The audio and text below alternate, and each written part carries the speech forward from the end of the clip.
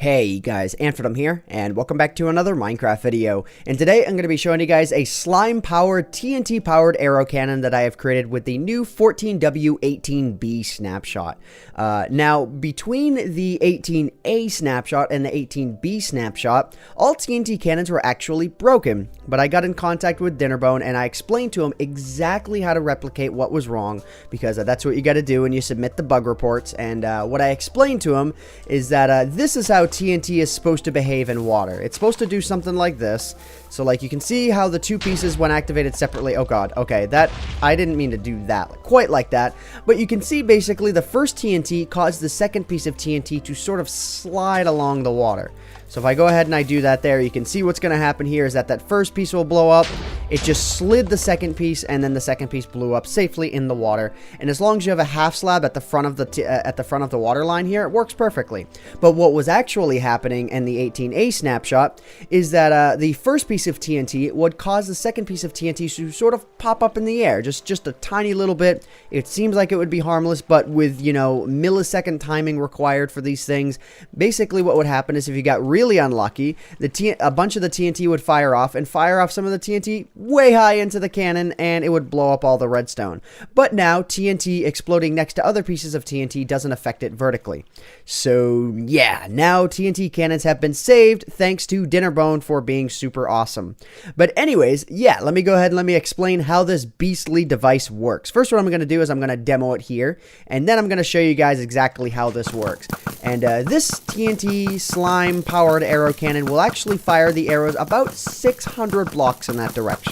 And maybe with some tweaking with the timing, I can make it fire even further. But essentially what happens here is when I flip this lever, the arrows fall onto that, then they fall one more time, then they launch into the air, and they absolutely go ape.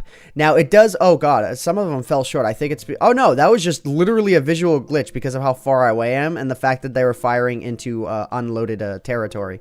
But anyways, it does sound like some of them explode separately, but they in fact do not. If I go ahead here and I flip this down and then I come up and take a look, you can see they all activate at the exact same time. There's just a bit of a sound problem going on with it right now. But yeah, that's no problem with the device itself. But anyways, if I were to go out in that direction, let's actually fly out in this direction just for a little bit.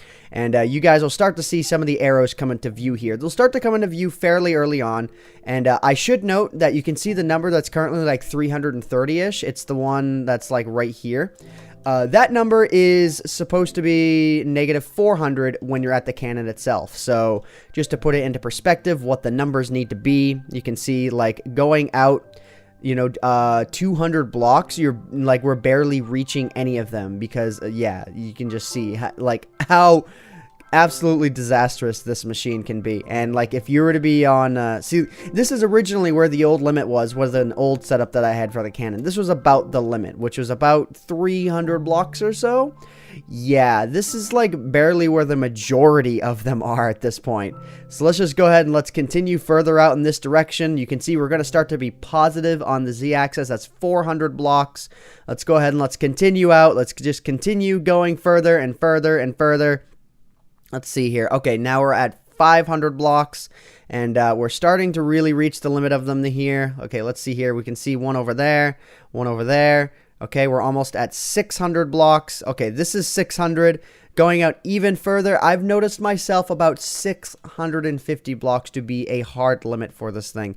Let's go out just a little bit further just to verify that. Okay, let's go ahead and let's do F3 and A here. Yeah, you can see there's no more arrows out in this direction. All right, well, thankfully, I don't have to fly back to my location. But yeah, so 650 blocks is about how far out they go. I tried to raise this TNT cannon even higher, but unfortunately, the vertical redstone would not go any higher. And I tried to use one big slime pillar with like alternating redstone blocks, but unfortunately, it wasn't working the way I wanted it to. Because it would raise the whole thing up, but it wouldn't pull them properly. Because if I had a slime, then a redstone, then slime, then redstone, it would only pull the first redstone. It wouldn't pull the rest of them for some reason, even with the obsidian, you know, right here. I don't know.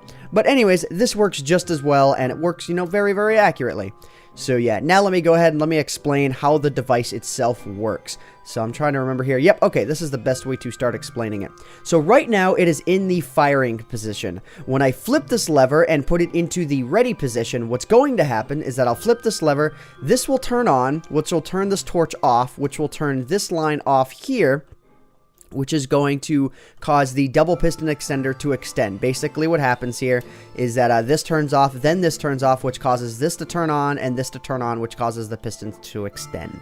And yeah, that's essentially how that works. This piston remains raised, and the reason why I have it, you know, raised the entire time rather than dropping as soon as the arrows fire is that when the arrows fall onto this platform here, if they have already fallen onto the platform, then it drops down. It causes them to be a little bit more centered, and that causes the machine to be more accurate, so I wanted to go with that. But anyways, so this turns off, this turns on, this turns off, which turns off this bit of the line right here, but this bit stays on because that repeater stays on. But anyways, yeah, that's how that works. So let's just go ahead and let's flip that on here, and you can see the arrows start firing here. These torches turned on, which extended these outwards. Now, if I go ahead and I were to flip this lever in the upward position, let me actually turn off the arrows here.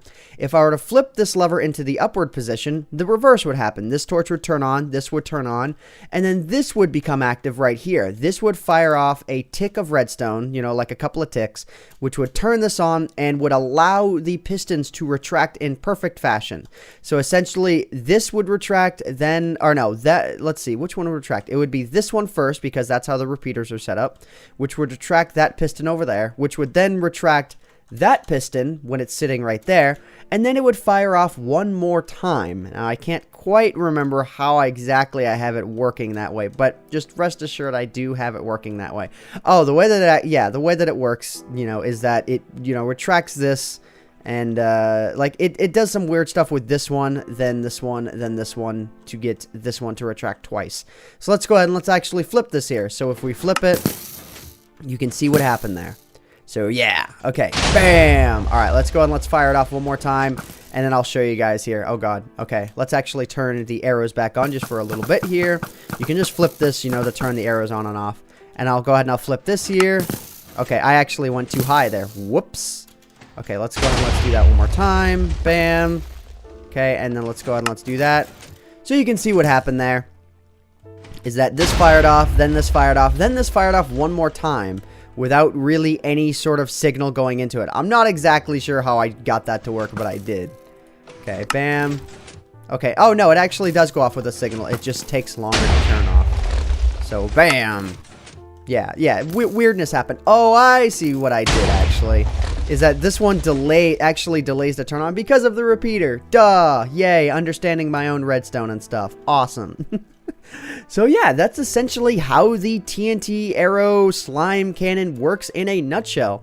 Essentially, all we have here is we have chests full of arrows filling up these dispensers because I need this. And then these command blocks, if you guys were wondering, this kills everything that's not a player in case I had problems with the TNT while testing, which I did. I actually had set dispensers here, and they would cause the TNT to go up onto this block. That was a little bit scary. But, yeah, that's why I made this ahead of time. And then this actually just gave me arrows, which I had set up on a clock because I was annoyed to have to refill this thing, you know, tons and tons of times. But anyways, guys, if you guys want to download the link, you know, for this for yourselves, be sure to check out the link in the description below. But also be sure to be following me on Twitter so that you guys can get updates as to when I am working on crap like this because, yeah, this was a blast to work on, quite literally. So yeah, and you can just see there's all sorts of random stuff on this map for you guys to mess around with, like even stuff like this. Let me go ahead and let me hit F3 and A here. I kind of found out that if you do this, all of these will turn on sequentially like they're supposed to, but if I remove this redstone block, they all deactivate at once. So that's kind of interesting. I'm not exactly sure why that happens. I actually think I know. Is because the individual pistons won't turn on until they actually receive the signal. but they will turn off like the millisecond they lose a signal. So bam. Yeah, so that's interesting. And, you know, just me messing around with this map and doing some testing with the 18A snapshot as to why TNT cannons didn't work. And this was actually a concept that me and a friend made, and basically this would drop TNT and then it would cover the roof of it so that only this one block was exposed. And that's, you know, how we figured out exactly how, you know, what was going wrong with the TNT in the 18A snapshot. So, yeah. Anyways, guys, this has been, you know, my interesting... Oh, this was another concept device, actually. I feel like showing you since we're at the end of the video. This was another concept device that I made. Yeah. If I go ahead and I do this, obviously it doesn't work because the TNT was partially blown up. But, yeah, you can see TNT just explodes everywhere. So, yeah. Anyways, guys, I hope you all have enjoyed this random redstone video. Again, apologies if anyone has done this, you know, more compact or better than I have. I just make redstone stuff for the fun of it. So yeah, hope you all have enjoyed. My name is AntVenom, and I bid you all farewell. Thanks so much for watching.